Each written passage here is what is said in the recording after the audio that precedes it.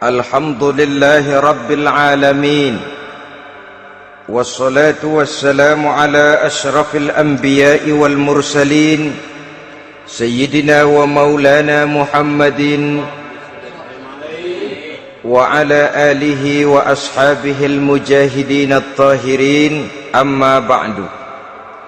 Saudara-saudara kaum muslimin seiman dan sekeyakinan yang berbahagia, pada suatu hari seketika sedang berkumpul dengan para sahabat, Rasulullah pernah memberikan peringatan.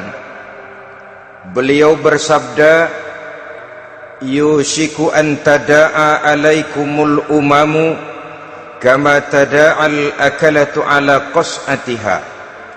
Pada suatu saat nanti akan datang di tengah-tengah kamu, wahai umat Islam, di mana orang-orang lain di sekeliling kamu akan bersatu mengerubungi kamu seperti bersatunya orang-orang mengerubungi makanan di atas meja hidangan.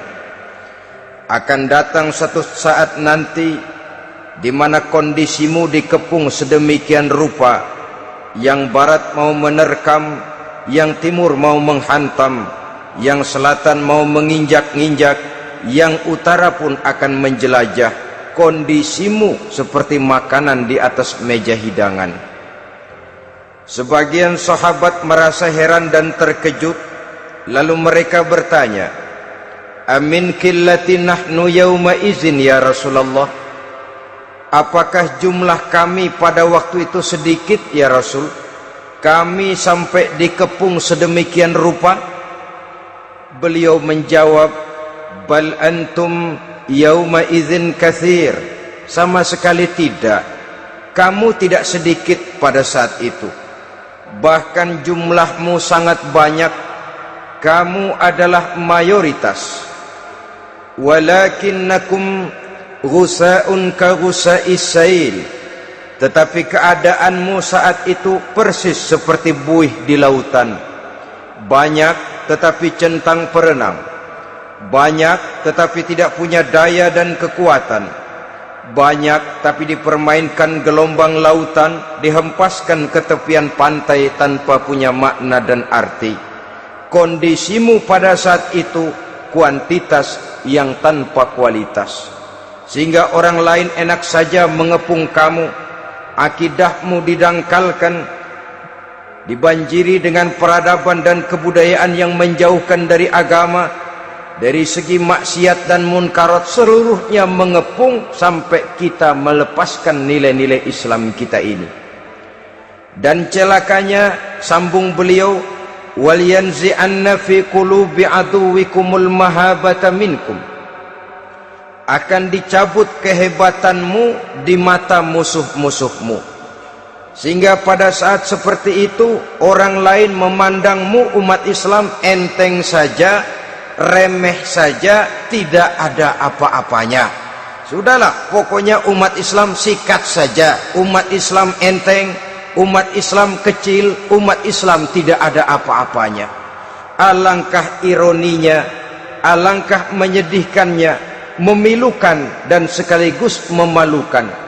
Umat yang mayoritas ini dipermainkan oleh yang minoritas. Umat yang jumlahnya terbesar, terbanyak, bahkan konon menurut catatan sampai 90%, tapi dipermainkan oleh mereka, kelompok-kelompok kecil ini. Wal yakzifanna fi qulubikumul wahn. Pada saat itu di hatimu dicampakkanlah penyakit wahan. Sahabat kemudian bertanya, wa mal wahnu ya Rasulullah? Apakah penyakit wahan itu ya Rasul? Beliau menjawab, hubbud dunya wa karahiyatul maut. Penyakit wahan itu tidak lain hubbud dunya wa karahiyatul maut. Terlalu cinta kepada dunia dan terlalu takut kepada mati. Materialistis dan takut resiko. Dua penyakit inilah yang menyebabkan walaupun umat ini mayoritas, tapi dipermainkan oleh yang minoritas. Walaupun dia golongan terbesar, tetapi nasibnya seperti makanan di atas meja makan. Dari segala macam penjuru mau menghantam dia. Saudara-saudara kaum muslimin yang berbahagia, ini merupakan analisa sosial bahwa pada suatu saat nanti akan terjadi di tengah-tengah umat di mana kita dihantam dan diserbu dari segala macam penjuru. Akidah didangkalkan, peradaban dan kebudayaan dirusak, makanan dan minuman diracuni, pakaian ditelanjangi dan lain sebagainya, sampai kita melepaskan nilai Islam yang kita cintai ini. Kondisi sosial ini satu saat akan datang kepada kita.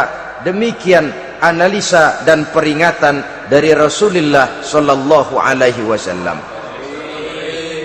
Marilah sekarang kita melihat, adalah benar bahwa di zaman sekarang kita insya Allah tidak akan mengalami perang Badar sehebat yang pernah dialami oleh Rasul dan para sahabatnya.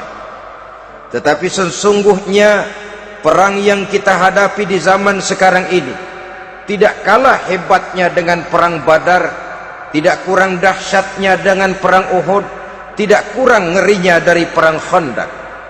Hanya saja yang kita hadapi sekarang ini bukan ujung pedang, bukan ujung tombak, bukan ujung panah.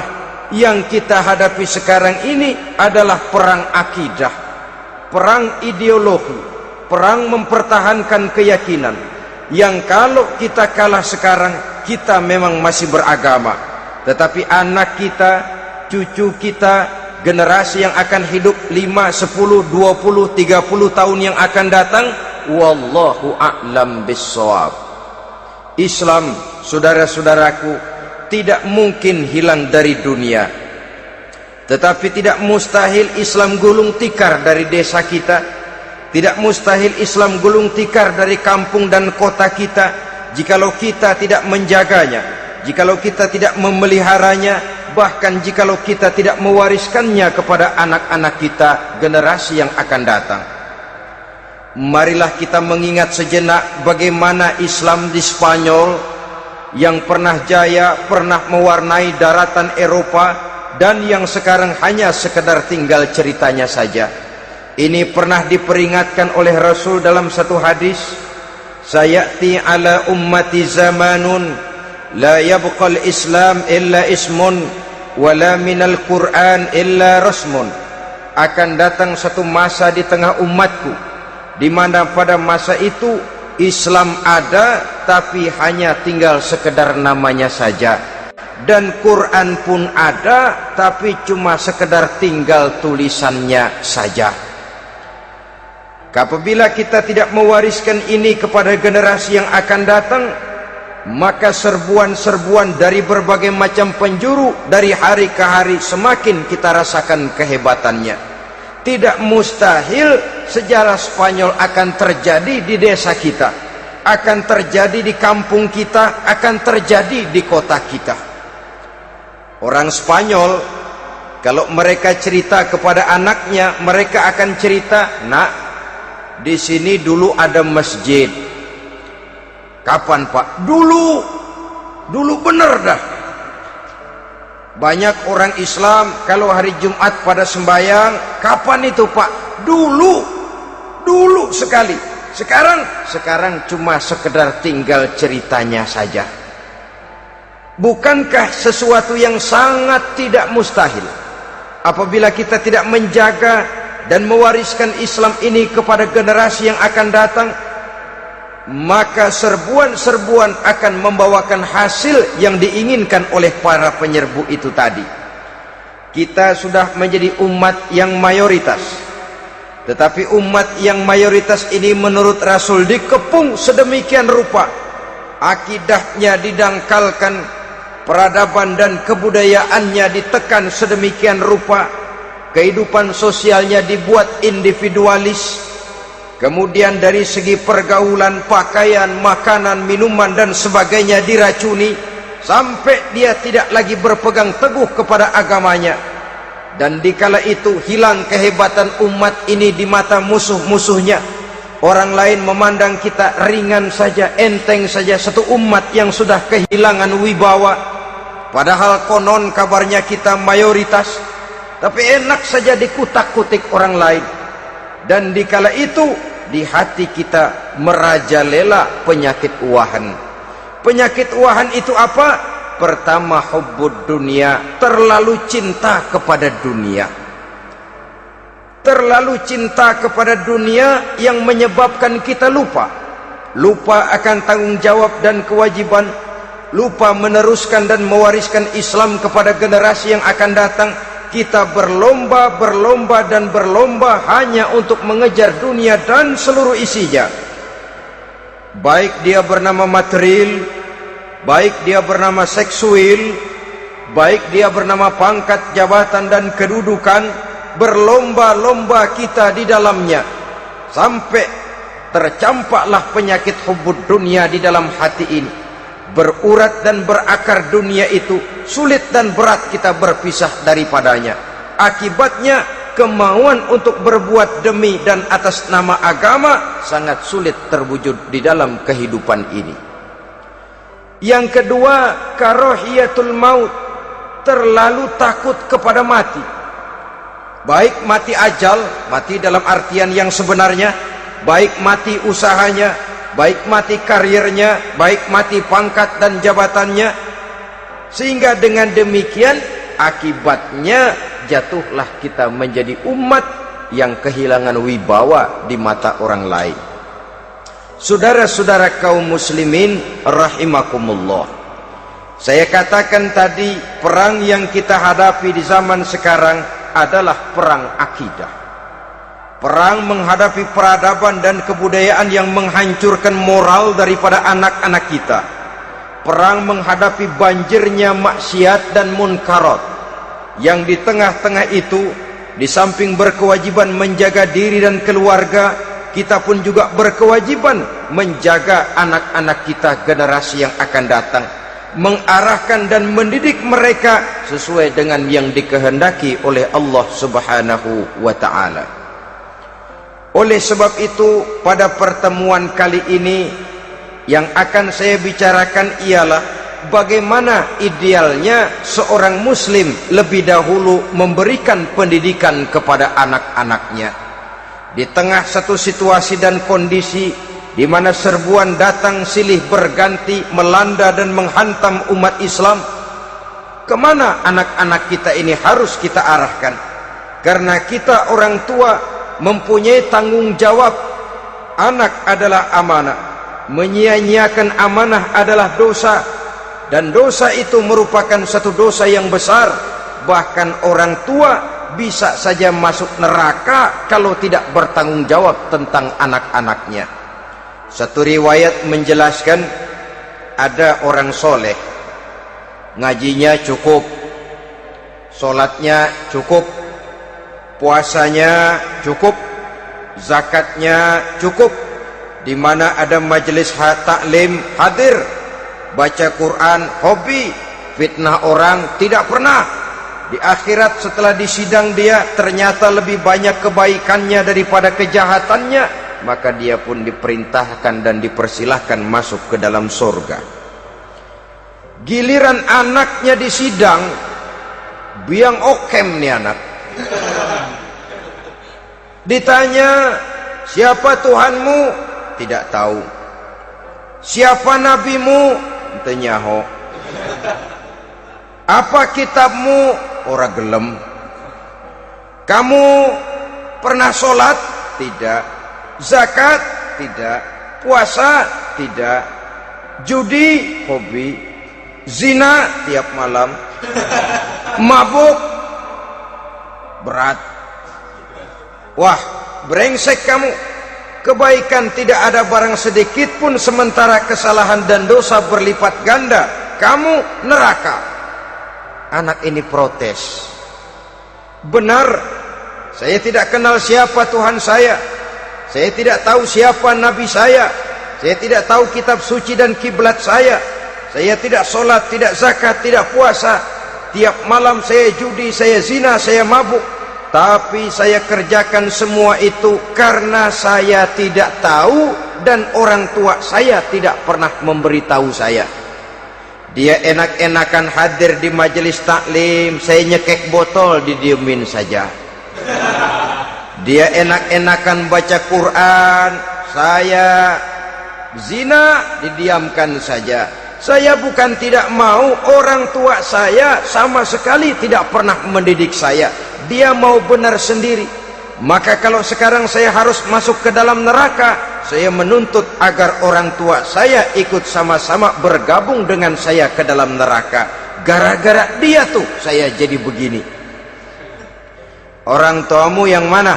Tuh, yang barusan mau ke surga.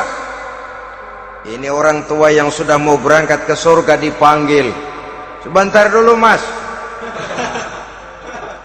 Ini benar anak kamu? Iya pak.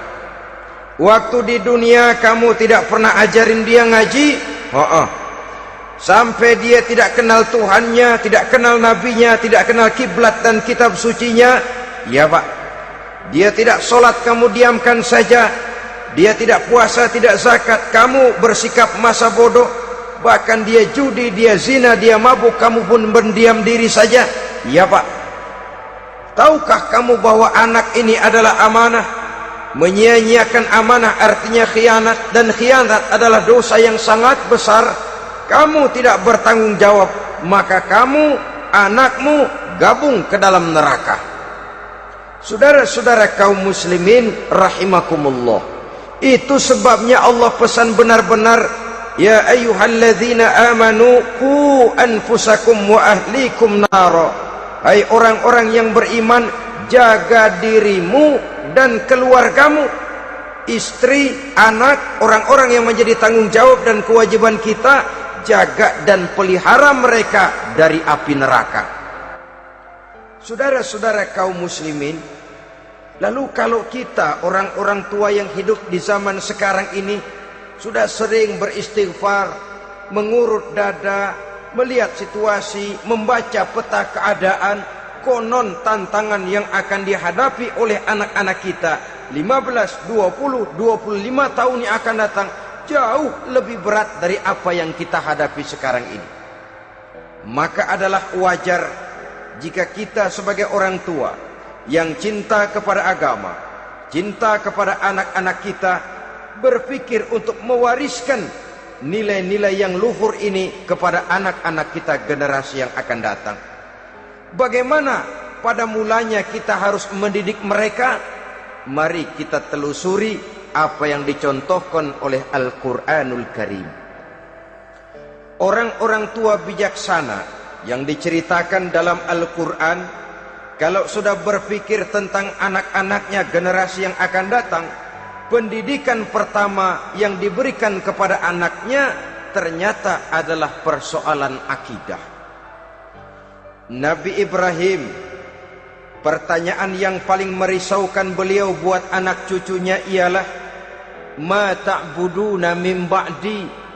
Saudara bisa lihat surah Al-Baqarah ayat 133. Anak-anakku, kalau pada satu saat nanti aku, ayahmu ini sudah tidak ada lagi, meninggalkan kamu semua, meninggalkan kehidupan dunia ini, ma ta'buduna min ba'di, apa yang akan kamu sembah nak kalau ayah sudah tidak ada lagi? Jikalau ayahmu sekarang masih rajin ke masjid, melakukan rukuk dan sujud, i'tikaf dan membaca Quran, kalau satu saat ayahmu meninggalkan dunia ini, masihkah engkau mau ke dalam masjid? Masihkah engkau rukuk dan sujud? Masihkah engkau i'tikaf? Ma ta'buduna min ba'di, apa yang akan kamu sembah kalau aku ayahmu tidak ada lagi nak? Ditanamkan bukan hanya keyakinan bertauhid, sekaligus juga menyembah kepada Allah yang kita yakinkan dengan tauhid itu tadi. Bukankah berbeda dengan kita kebanyakan orang tua sekarang? Kita tidak pernah berpikir ma ta'buduna min ba'di, kalau bapak tidak ada kamu nyembah apa nak? Kita orang tua sekarang pagi-pagi malah berpikir ma ta'kuluna min ba'di, Kalau bapak nggak ada, kamu nanti makan apa, nak? Bukan nyembah apa yang kita pertanyakan, bukan nyembah apa yang kita khawatirkan, makan apa, nak? Maka yang dicari lalu sekolah-sekolah yang bonafit, yang tidak peduli apakah itu merusak imannya, mematikan akidahnya, menghancurkan keyakinannya. Yang penting ada jaminan hari depan bisa dapat lapangan kerja.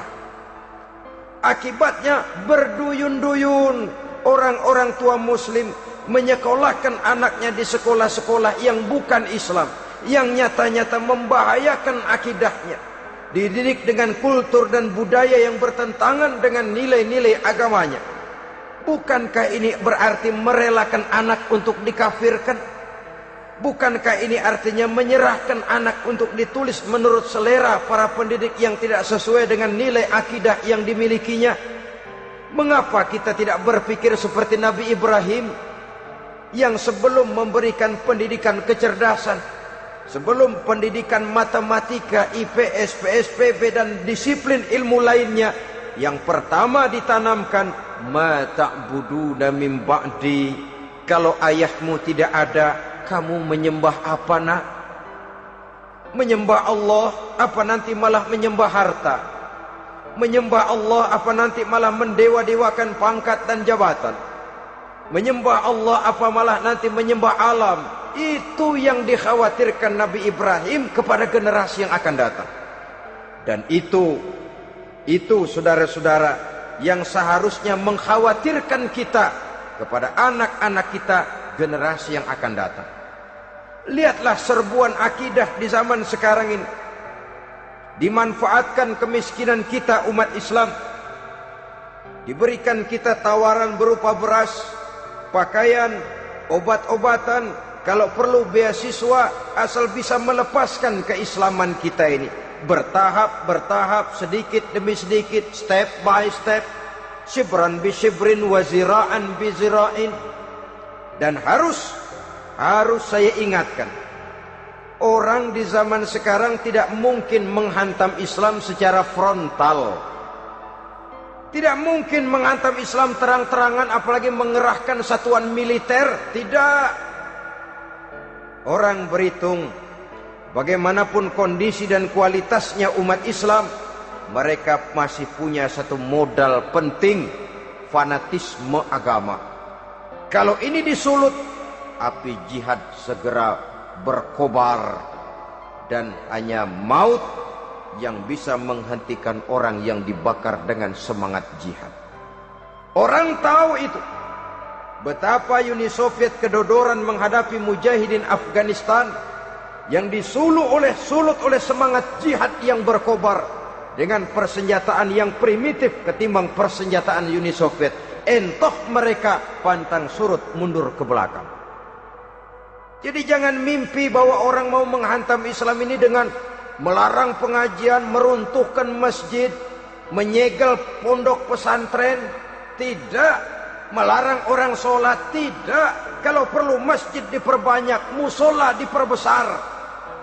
Tapi bikin itu masjid seperti museum. Besar, megah, mercusuar, tapi bikin seperti museum. Tempat orang kagum, tempat orang memuji, tapi sunyi dari nilai-nilai ibadah.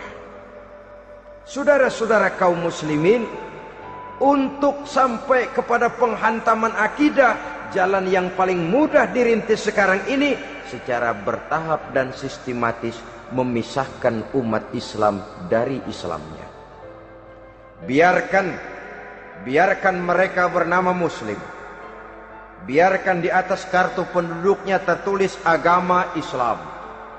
Tapi tanamkan budaya-budaya yang menyebabkan cara bergaul mereka, cara berumah tangga mereka, cara bertetangga mereka, sampai kepada cara mereka berpakaian, cara mereka bergaul, cara mereka makan dan minum, cara mereka mendidik dan menyekolahkan anak, sama sekali tidak lagi mencerminkan nilai-nilai yang Islami. Itu sudah satu usaha yang paling praktis, memisahkan umat Islam dengan Islamnya. Kalau sadarlah kita ke arah ini usaha orang di zaman sekarang, maka yang harus pertama kita tanamkan kepada anak-anak kita, didik mereka dengan jiwa tauhid yang mengkristal di dalam batinnya, meresap sampai ke tulang sumsumnya, yang tidak akan sampai pun nyawa berpisah dari badannya, akidah itu tidak akan berpisah dari hatinya. Bahkan dia sanggup dengan tegar berkata, lebih baik saya melarat karena mempertahankan iman daripada hidup mewah dengan menjual akidah. Satu khittah, satu garis kehidupan yang perlu kita wariskan kepada anak-anak kita, generasi yang akan datang. Dahulu ada satu tradisi, saudara-saudara. Kalau anak gadis kita dilamar orang, orang lalu bertanya, anakmu mau ngelamar gadis saya, apa sudah khatam Quran berapa kali? Apa sudah bisa baca kitab macam-macam dan lain sebagainya? Sehingga lahirlah satu kebanggaan. Apapun motifnya, tapi pertanyaan semacam ini zaman sekarang sudah langka. Paling-paling yang ditanya kalau anaknya dilamar orang, anakmu kerja di mana? Gajinya sebulan berapa? Kendaraannya bebek apa soang? Apa-apa? Itu yang kita pertanyakan, berkisar di seputar materi, kerja, job, status sosial, dan lain sebagainya. Perkara bisa baca Quran atau tidak, nomor 18. Perkara sembahyangnya rajin apa tidak, nomor 36. Saudara hadirin, akibatnya terjadi pergeseran nilai. Maka mendidik anak menurut tuntunan Quran adalah seperti yang diberikan contoh oleh Luqmanul Hakim, yang diceritakan dalam surah Luqman mulai ayat 11 dan selanjutnya. Apa pendidikan pertama yang harus kita berikan kepada anak? Pertama, ya bunayya la tusyrik billah. Wahai anakku, jangan sekali-kali engkau menyekutukan Allah, nak. Jaga tauhid, pelihara iman, mantapkan akidah. Ini dasar yang pertama. Belum lagi anak mengenal berbagai macam disiplin ilmu, yang pertama ditanamkan tauhid. Ini yang mendasari kehidupan. Ini yang akan mewarnai dan menjadi warna dari kepribadian seseorang. Sentuhan jiwa tauhid di dalam diri si anak. Belum lagi sempat dia kenal yang lain. Yang pertama yang kita tanamkan, kita wariskan, kita berikan, la tusyrik billah. Jangan sekali-kali menyekutukan Allah, nak. Kalau ini sudah tertanam, ini sudah merupakan satu fondasi yang kuat. Selebihnya nanti tinggal melihat bakat si anak, kemana dia harus dididik ini. Yang terpenting nilai iman lebih dahulu tanamkan. Dan untuk menghancurkan nilai keimanan, saudara-saudara, saya katakan, ingatkan kepada hadis di awal tadi, dikepung kita dari berbagai macam penjuru agar bila bisa melepaskan nilai-nilai iman dan keyakinan. Proses pendangkalan akidah, ditanamkan keraguan kepada agama, ditanamkan rasa malu beragama, sholat malu, baca Quran malu, berangkat ke masjid malu, pakai jilbab malu. Ditanamkan rasa malu beragama, sehingga bertahap sedikit demi sedikit kita mulai berpisah dengan kehidupan beragama. Ditanamkan hal yang sedemikian rupa dari berbagai macam penjuru. Dihantam akidah, akidah kuat, dihantam dari segi peradaban dan kebudayaan. Diperbanyaklah peradaban dan kebudayaan yang bukan mendekatkan kita dengan agama, malah mendekatkan kita dengan neraka. Menjauhkan kita dari agama, menjauhkan kita dari nilai-nilai luhur yang diwariskan oleh orang-orang tua kita terdahulu. Adalah kewajiban kita yang pertama, mendidik anak, menanamkan roh, jiwa, dan semangat tauhid di dalam diri mereka. Saudara-saudara kaum muslimin rahimakumullah, Kenapa kita lebih dahulukan menanamkan jiwa, roh dan semangat tauhid ini kepada anak-anak kita?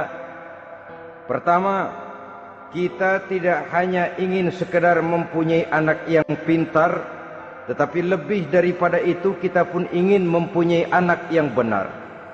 Segala macam disiplin ilmu, segala macam bentuk penalaran ilmiah dan pengisian intelektualitas manusia mungkin di satu sisi akan membuat dia pintar, tapi di sisi lain belum tentu akan membuat dia benar.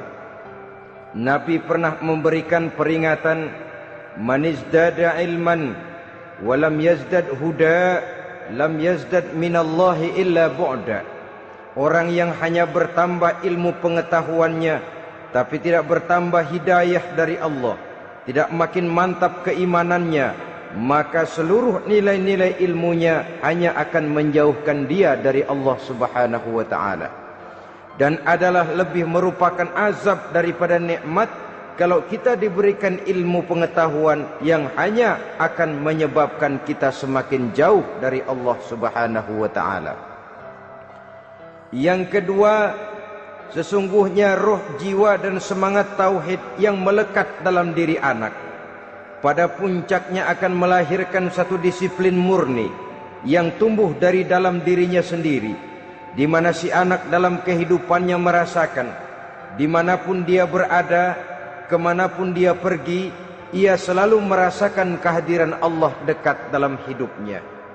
Ia sadar sesadar-sadarnya bahwa tidak ada satu perbuatan yang bagaimanapun kecilnya yang bisa disembunyikan dari kekuasaan Allah Subhanahu wa ta'ala. Yang ketiga, dengan penanaman roh, jiwa dan semangat iman ini, maka diharapkan anak-anak nanti pada pertumbuhannya sanggup mengendalikan hawa nafsunya. Dengan kata lain, bahwa penanaman jiwa tauhid, penanaman roh dan semangat keimanan ini merupakan kondisi dasar yang harus dilakukan sebelum yang lain-lainnya. Kemudian pendidikan kedua yang diberikan oleh Al-Quran melalui contoh dan model dengan Luqmanul Hakim ini, setelah menanamkan tauhid, ditanamkanlah kepada si anak ini rasa hormat kepada orang tuanya. Wa wassaynal insana biwalidayhi, dan kami wasiatkan kepada manusia untuk berbakti kepada ibu bapaknya. Hamalathu ummuhu wahnan ala wahnin, karena ibunya telah mengandungnya dengan kepayahan di atas kepayahan. Maksudnya dengan kepayahan dan kelelahan yang berlipat ganda. Sehingga ketika Rasul ditanyakan orang, ya Rasul, siapa yang paling harus saya taati di dunia ini? Beliau menjawab, ibumu. Kemudian siapa lagi ya Rasul? Ibumu. Setelah itu siapa lagi ya Rasul? Ibumu. Dan kemudian siapa ya Rasul? Bapakmu. Ibu, ibu, ibu, bapak. Bahkan al-jannatu tahta aqdamil ummahat, surga berada di bawah telapak kaki ibu. Bagaimana menanamkan rasa hormat kepada orang tua di hati anak? Tentu yang pertama, bagaimana orang tua bisa memberikan keteladanan. Marilah kita sebagai orang-orang tua ini menyadari bahwa sebelum anak kenal sekolah dasar, sebelum anak kenal TK, ibtidaiyah, sanawiyah sampai kepada perguruan tingginya, yang pertama dia kenal adalah lingkungan rumah tangganya, gurunya adalah ibu bapaknya. Di sini berlakulah apa yang dinamakan keteladanan. Keteladanan jauh lebih berhasil daripada sekedar teori-teori yang muluk. Keteladanan jauh lebih berhasil daripada berbagai macam indoktrinasi dan penataran. Kurangnya keteladanan akan menyebabkan anak mencari pola.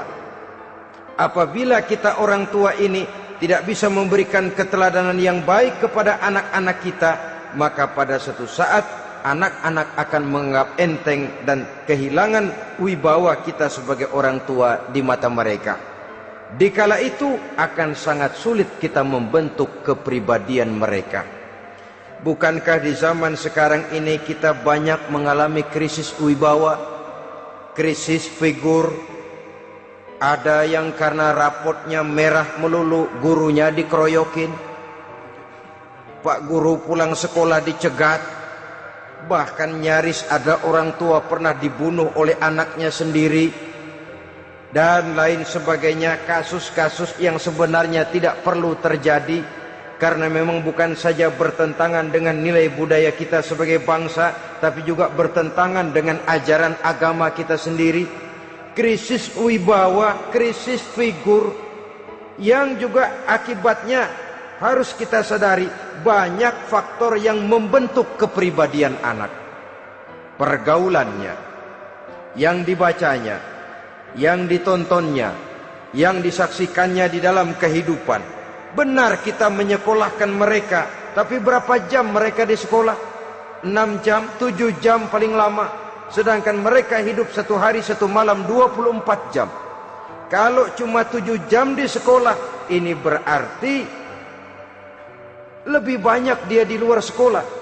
Dan di luar sekolah itu artinya ya rumah tangganya, ya temannya, ya lingkungan di mana dia tinggal, yang seluruhnya sangat besar pengaruhnya dalam ikut membentuk kepribadian anak-anak kita. Saya katakan tadi, di samping kita menghadapi perang akidah, kita pun berhadapan di dalam perang menghadapi peradaban dan kebudayaan yang bukan saja menjauhkan kita dari agama, tetapi sanggup menghancurkan moral daripada anak-anak kita. Secara pribadi, saudara-saudara, saya iri, saya kagum misalnya dengan kemajuan yang diperoleh oleh negara tetangga kita, Jepang misalnya. Padahal tahun 45 ia pun hancur lebur oleh meledaknya atom di Hiroshima dan Nagasaki. Tapi bagai satu tenaga raksasa kemudian Jepang bangkit menjadi satu negara superpower di Asia. Bahkan gurunya saja Amerika sekarang ini kewalahan menghadapi perang dagang dengan Jepang ini. Dan yang menarik, Jepang bisa maju dan modern dengan tetap menjadi Jepang, tanpa harus kehilangan identitasnya sebagai satu bangsa, tanpa harus kehilangan kepribadiannya sebagai satu bangsa. Sebagai negara yang sedang berkembang, kita sering latah. Kita ingin meniru Barat, tapi bukan teknologinya, westernisasinya yang kita tiru. Bukan isinya, kulitnya yang kita ambil. Akibatnya apa? Modernnya belum, orangnya sudah Barat. Bergaulnya sudah cara Barat, berumah tangganya sudah cara Barat, berpakaiannya sudah cara Barat, mendidik anaknya sudah cara Barat. Di mana ketemu orang tua cukup hello daddy. Kulitnya kita ambil, sementara isinya kita campakkan. Ironi dan menyedihkan. Padahal kita sesungguhnya bisa maju dan modern, bisa mengejar segala ketinggalan dan keterbelakangan kita, dengan tetap menjaga nilai-nilai luhur budaya kita sebagai satu bangsa, mengambil isinya, dan kalau memang tidak perlu, lalu mencampakkan kulitnya. Pengaruh peradaban dan kebudayaan yang menghancurkan moral daripada anak-anak kita oleh pesatnya arus teknologi, oleh pesatnya arus komunikasi, di mana hal-hal yang terjadi di belahan dunia lain dapat kita saksikan hari ini juga melalui layar televisi. Yang terjadi di Amerika, di Eropa, di Afrika, di ujung dunia yang paling ujung sekalipun, di ujung dunia yang paling ujung, hari ini kejadian, hari ini sudah bisa kita saksikan. Pesatnya arus komunikasi, kalau jatuh ke tangan anak-anak kita yang belum mempunyai filter, daya saring positif, akan dicerna oleh mereka tanpa memilah dan memilih. Akibatnya orang kampung bilang kelolodan. Makan nggak dikunyah lagi, tentu saja akhirnya kelolodan. Dan kalau sudah kelolodan, menyusahkan kita seluruhnya. Oleh karena itu budaya menghormati orang tua perlu dijaga, perlu dipelihara dan diwariskan kepada anak-anak kita. tali silaturahmi sehingga ada respeknya kepada orang tuanya. Jangan bapaknya dianggap CS, ibunya dianggap CS, kakeknya dianggap CS. Hilang rasa respek, hilang rasa menghormati. Sementara orang tua sendiri tidak bisa memberikan keteladanan, kurang mendapat perhatian dan lain sebagainya. Apalagi kalau baik ibu maupun bapak adalah orang-orang karier yang setiap hari sibuk menghadapi tugas masing-masing. Bapak sibuk rapat, pindah kantor sana kantor sini, ibu sibuk arisan, besarlah anak-anak di tangan pembantu dan lain sebagainya, sehingga dia merasa kurang mendapat perhatian, dan ini akan ikut membentuk warna dari kepribadian yang dimilikinya. Sampai kepada pelosok-pelosok desa, jaringan televisi memang menguntungkan. Tapi kalau sudah sampai kepada menayangkan budaya-budaya yang tidak sesuai dengan pola di mana mereka tinggal, pola lingkungannya, dan ingin mereka terapkan dalam kehidupan, ironi dan menyedihkan. Maka sering dikatakan, jikalau ABRI masuk desa, rakyat beruntung. Jikalau listrik masuk desa, rumah jadi terang. Jikalau koran masuk desa, rakyat jadi cerdas. Jikalau hakim masuk desa, rakyat lalu sadar hukum. Tapi jikalau maksiat dan munkarat masuk desa, minuman keras masuk desa, judi masuk desa, pelacuran masuk desa, rakyat tentu kiamat. Dan kita harus punya budaya untuk memilah dan memilih, mempunyai filter untuk jadi daya saring positif. Oleh karena itu, saudara-saudara, tahap kedua setelah menanamkan jiwa tauhid kepada anak, tanamkan rasa hormat kepada orang tuanya. Orang tua itu ibu bapaknya, orang tua itu guru-gurunya yang mengajarkan dia, atau yang dianggap tua yang lebih senior dari dia. Karena tidak ada satu peradaban yang berdiri sendiri. Bagaimanapun maju dan modernnya kita sekarang, tentu merupakan mata rantai yang berkaitan dari generasi terdahulu. Ini yang kedua. Setelah tauhid, berbakti kepada ibu dan bapak. Tidak ada satu kebahagiaan yang bisa ditegakkan di dunia ini tanpa doa, tanpa restu daripada ibu dan bapak. Ini keramat hidup. Doanya dikabul Allah dan kutuknya juga dikabul oleh Allah Subhanahu wa ta'ala. Jadi mendidik anak setelah menanamkan jiwa tauhid, menanamkan rasa hormat dan taat berbakti kepada ibu bapaknya. Itu yang kedua. Kemudian yang ketiga, melalui model Luqman, Quran mendorong kita untuk mendidik anak, menanamkan etika otonom. Apa itu? Ya bunayya, innaha in takum mithqala habbatin min khardalin fatakun fi sakhratin aw fis samawati aw fil ardi ya'ti bihallah.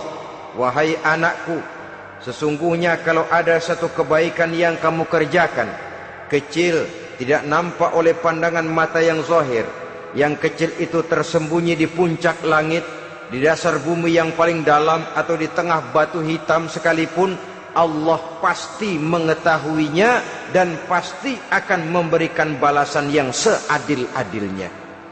Pendidikan apa ini? Pendidikan moral, menanamkan etika otonom. Nah, kau berbuat baik jangan karena dilihat orang. Kau tidak mau melakukan kejahatan jangan cuma karena ada polisi. Kalau ada polisi kau tidak mau jahat, kucing juga begitu. Coba lihat kucing, taruh ikan asin di piring kaleng, tongkrongin. Aduh, kucing kalem, sopan, tenang. Sedikit kita lengah, habis ikan digarap. Tapi ditanamkan satu kesadaran, kemanapun kau pergi, nak, apapun yang kau kerjakan, tersembunyi di tengah batu, di dasar bumi, di puncak langit, Allah pasti tahu. Dalam bahasa yang ringan, nak, kita ini diawasi oleh dua hiperkomputer yang maha sensitif. Produksi langit mereknya Rokib dan Atid. Itu komputer yang sangat peka dan sensitif. Jangankan kita berbuat, kita berniat baik saja, komputer sudah nyatat sendiri. Inilah yang orang sekarang namakan waskat, pengawasan malaikat. Kalau hidup sudah merasa diawasi oleh malaikat, waskat berhasil. Tapi kalau waskat sudah diawasi malah nekat, itu yang gagal. Atau yang diawasi dan yang mengawasi sama-sama sepakat, itu juga bisa cincai. Saudara-saudara kaum muslimin rahimakumullah, waskat dalam pengertian kita muslim, bagaimana hidup ini merasakan diawasi oleh malaikat.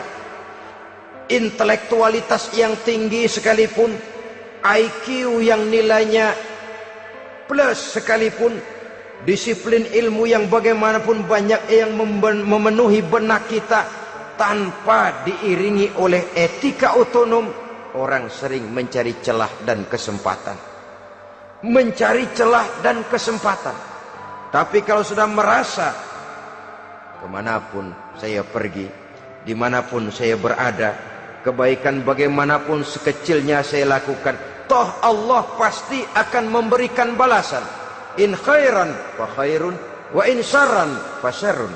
Jikalau baik, baik balasan yang kita terima. Jikalau jahat, jahat kejahatan yang kita terima. Kalau sudah ke arah ini kita berpikir, maka sesungguhnya kalau kita berbuat baik kepada orang lain, hakikatnya kita sudah berbuat baik kepada diri kita sendiri. Lalu tidak ada merasa rugi berbuat baik kepada orang, karena manakala dia melakukan kebaikan kepada orang lain, artinya dia sudah berbuat baik untuk dirinya sendiri. Jadi setelah tauhid, kemudian berbakti kepada ibu bapak, yang ketiga baru pendidikan tentang akhlak, tentang moral. Pola ini yang sering terlupakan oleh kita, bahwa bagi kita itu pendidikan tidak lain upaya mencerdaskan otak anak. Jangan sampai sebab ini kelihatannya pembangunan makin maju, persaingan hidup makin tajam, tensi ekonomi semakin tinggi, sementara jumlah tenaga kerja dengan lapangan kerja yang tersedia jauh dari mencukupi. Jikalau tidak membekali anak dengan pendidikan yang menunjang lapangan pekerjaan, orang tua khawatir, takut sekali anaknya jadi gelandangan. Dikhawatirkannya kehidupan dunia ini, sementara dia lupa kalau anaknya bisa jadi gelandangan di akhirat. Padahal selama-lamanya gelandangan di dunia, paling seumur manusia itu 60 tahun, 70 tahun lah umur orang sekarang. 70 itu sudah luar biasa itu. Tapi kalau harus menggelandang di akhirat, menjadi gelandangan di akhirat, alangkah menyedihkannya. Apakah akan kita korbankan satu kehidupan yang langgeng, abadi, cuma karena tertipu oleh fata morgana dan kamuflase? Kita korbankan yang sedikit, kita korbankan yang besar karena kita memilih yang sedikit. Dalam bahasa Al-Quran memang pernah diceritakan hidup ini hakikatnya perlombaan, saudara-saudara. Perlombaan. Dan di dalam perlombaan itu ada yang menang, ada yang kalah. Al-Quran lalu memberikan peringatan, Alhaakumut takatsur, kamu telah lalai karena berlomba-lomba memperbanyak harta, mempertinggi pangkat dan kedudukan, hatta zurtumul maqabir, sampai kamu akan masuk ke liang kubur baru sadar.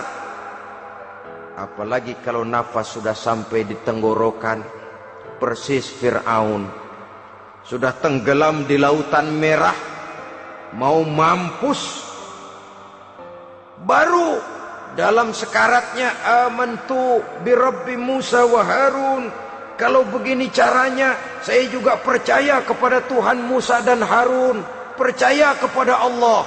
Sudah mau mati, baru amantu bi Rabbi Musa, kami percaya kepada Tuhan Nabi Musa, kata Fir'aun. Malaikat maut kesel benar, dilelepin terus di laut, mampus tuh sekalian. Hidup ini memang kita berlomba.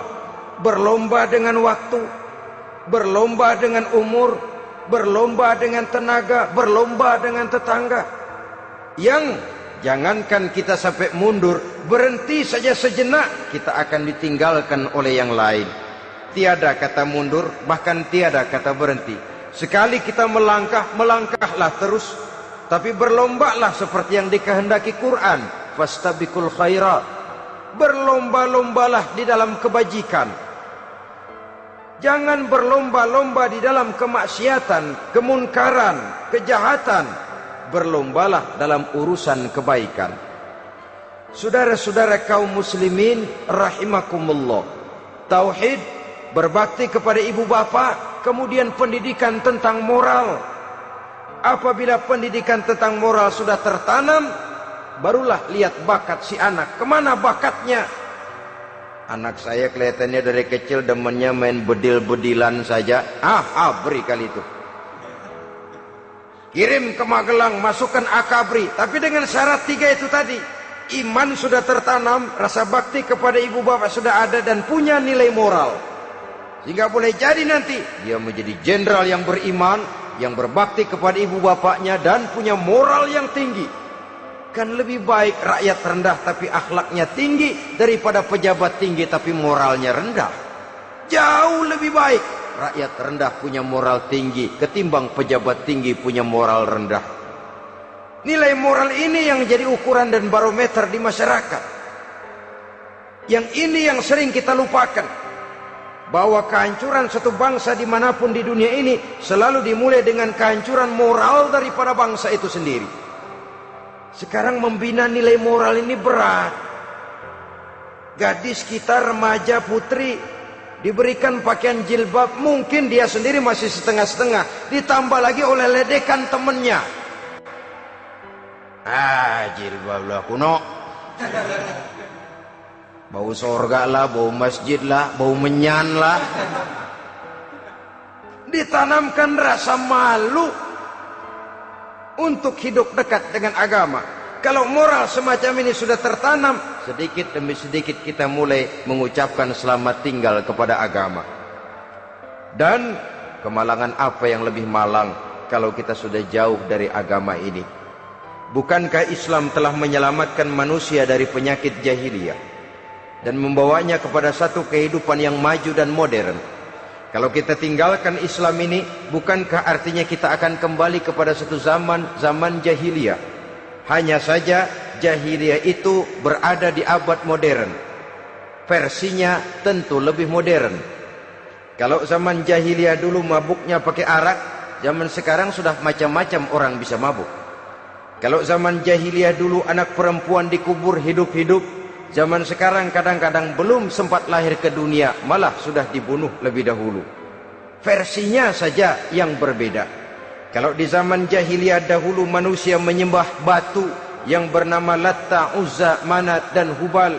Di zaman jahiliyah modern sekarang ini, orang sering menyembah kepala bagiannya, sering menyembah atasannya, sering menyembah komputer, sering menyembah teknologi modern yang lebih diyakininya daripada Allah sebagai keyakinan sentral di dalam hidupnya. Saudara-saudara kaum muslimin rahimakumullah. Jadi yang ketiga, nilai moral yang ditanamkan kepada anak-anak kita supaya dia bisa menghadapi tantangan-tantangan hidup yang semakin berat ini dengan tetap berpegang teguh kepada nilai-nilai moral yang diwarnai oleh jiwa keimanannya yang bersumber dari ajaran agamanya. 3. Kemudian yang keempat, barulah tatanan kehidupan sehari-hari. Apa kata Luqman? Ya bunayya aqimis shalah.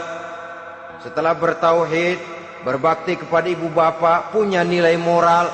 Ya bunayya aqimis shalah, nak dirikan solat. Rumah tangga muslim. Anak berumur 7 tahun sudah berani meninggalkan solat. Kata Nabi, pukul. Bukan untuk menyakiti, untuk mendidik. Karena sayang kepada anak. Saudara-saudara, kita khawatir betul kepada anak. Kalau dia pulang dari sekolah, Buru-buru kita sebagai orang tua bertanya, sudah makan nak? Sudah istirahat nak? Tapi jarang kita sebagai orang tua melontarkan, sudah sholat nak? Bahkan kita bisa memberikan sugesti kepada anak. Nah, kalau kau naik kelas 1 sampai naik ke kelas 2, bapak beliin sepeda. Tamat SD nak, motor. Tamat SMP nak, ke Bali kita. Tamat SMA nak, Singapura. Saudara-saudara, tapi kalau untuk urusan sholat misalnya, kita tidak pernah memberikan sugesti kepada anak-anak kita. Nah, kalau kau hafal Fatihah lengkap dengan artinya, bapak beliin sepatu. Nah, kalau kau bisa sholat dengan baik, cukup syarat rukunnya, bapak beliin sepeda. Ada rangsangan, ada sugesti yang membuat anak lebih tergerak untuk hidup dalam suasana keagamaan. Ya bunayya aqimis sholat, nak dirikan sholat. Sebab ini sandaran vertikal yang paling langsung antara manusia dengan Tuhannya. Menyadari bahwa sepanjang yang bisa dilakukan oleh manusia hanyalah berusaha dan berusaha, dan kepastian sepenuhnya ada di tangan Allah. Dengan sholat kepribadianmu diperteguh, dengan sholat sandaran vertikalmu kepada Allah diperkuat. Dan pada waktunya nanti Al-Quran memberikan bimbingan, hendaklah minta tolong kepada Allah dengan sabar dan tetap mendirikan sholat. Ya bunayya aqimis sholat. Setelah itu, wa'mur bil ma'rufi wanha 'anil munkar. Tegaklah membina yang ma'ruf, tegaklah mencegah yang munkar. Ini sikap hidup sudah. Sholat tadi tugas hidup. Lalu sikap hidup tampil di tengah masyarakat, membina yang ma'ruf, mencegah yang munkar sesuai dengan kesanggupan masing-masing. Bukankah setiap kita kepingin punya anak yang bermanfaat, setidaknya bagi keluarganya, syukur kalau bisa bagi lingkungannya, bagi masyarakat, bangsa dan negaranya. Dan satu di antara tanda orang yang bermanfaat, kalau dia bisa hidup menjadi penganjur yang ma'ruf dan pencegah yang munkar. Dan itu kalau tidak ada hidayah, sulit orang mau melaksanakan itu. Sebab apa? Ada kecenderungan belakangan ini di mana agama dianggap urusan pribadi. Sehingga orang lalu sering bilang, jangan bawa-bawa agama dah, itu kan bukan urusan agama. Ini sudah ciri berpikirnya sekuler. Jangan bawa-bawa agama. Agama urusan pribadi, artinya orang mau sholat mau enggak, jangan bilang apa-apa dah. Urusan dia sendirian. Dia mau puasa dia enggak, merdeka saja, urusan pribadi. Agama bukan persoalan pribadi. Apalagi jika sudah menyangkut amar ma'ruf dan nahi munkar. Siap menegakkan yang baik, mencegah yang munkar, untuk tegaknya satu masyarakat yang diwarnai oleh kebaikan dan terhindar dari segala macam kejahatan. Dan terus ayat-ayat selanjutnya mencerminkan sikap hidup. Namun yang intinya, cara mendidik anak yang baik, yang dicontohkan oleh Al-Quran dengan Luqmanul Hakim sebagai model. Pertama, tanamkan tauhid. Yang kedua, tanamkan rasa hormat dan berbakti kepada ibu bapaknya. Yang ketiga, tanamkan moral, nilai akhlak yang tinggi. Setelah itu yang keempat, biasakan hidup dalam suasana keagamaan. Kontrollah sholatnya, kontrollah baca Qur'annya, kontrollah puasanya di bulan Ramadan. Ajaklah anak-anak sholat berjamaah, sehingga dengan demikian dia terbiasa oleh satu suasana yang mendekatkan dia dengan nilai agamanya. Dari sana diharapkan nilai-nilai ilmu yang didapatnya dari bangku sekolah akan menciptakan keseimbangan dengan yang ditanamkan oleh orang tuanya dalam bentuk yang dijelaskan oleh surah Luqman itu tadi. Sehingga apabila keseimbangan ini terwujud, akan menjalin keseimbangan dalam pola berpikir, dan keseimbangan dalam pola berpikir akan melahirkan keseimbangan dalam perbuatannya. Terwujudlah kita harapkan insan yang fid dunya hasanah wa fil akhirati hasanah. Inilah harapan kita semua. Mudah-mudahan Allah memberikan kekuatan kepada kita untuk mewariskan nilai-nilai yang baik kepada generasi yang akan datang, sehingga esok harus lebih baik daripada hari ini, dan lusa harus lebih baik daripada hari esok. Terima kasih atas perhatian saudara. Mohon maaf atas segala kekurangan. Usikum wa nafsi bitaqwallah. Wassalamualaikum warahmatullahi wabarakatuh.